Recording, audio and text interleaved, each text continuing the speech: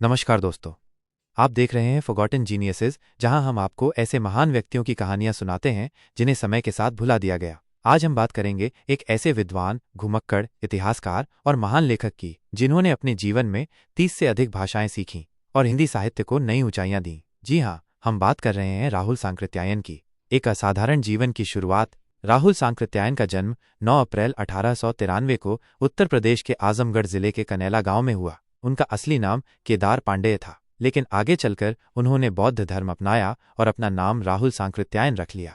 राहुल जी का जीवन असाधारण था। वे केवल एक लेखक ही नहीं बल्कि एक महान यात्री भी थे। उन्होंने भारत ही नहीं बल्कि तिब्बत, रूस, चीन, जापान और मध्य एशिया की यात्राएं की। उनकी यात्राओं का उद्देश्य केवल घूमना नहीं था, बल्कि नई संस्कृतियों, भाषाओं और इतिहास को समझना था। मध्य एशिया और भारत का गहरा संबंध। राहुल सांकृत्यायन का मानना था कि भारत के इतिहास को सही ढंग से समझने के लिए मध्य एशिया को समझना बेहद जरूरी है। यही कारण था कि उन्होंने मध्य एशिया का इतिहास नामक 2 खंडों वाली किताब लिखी, जो 1956-1957 में प्रकाशित हुई। इस किताब ने हिंदी साहित्य में इतिहास लेखन को नई दिशा दी और 1958 में इसे साहित्य अकादमी पुरस्कार से सम्मानित किया गया।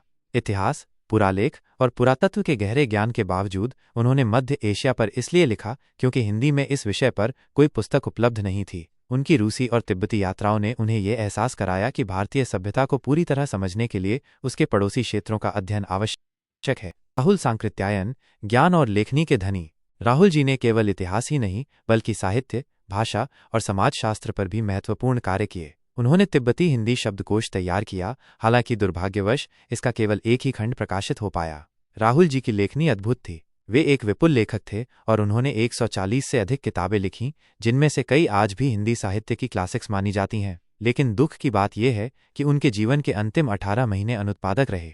उनकी याददाश्त लगभग चली गई थी और वे बोलने में भी असमर्थ हो गए थे। 14 अप्रैल 1963 को उन्होंने इस दुनिया को अलविदा कह दिया।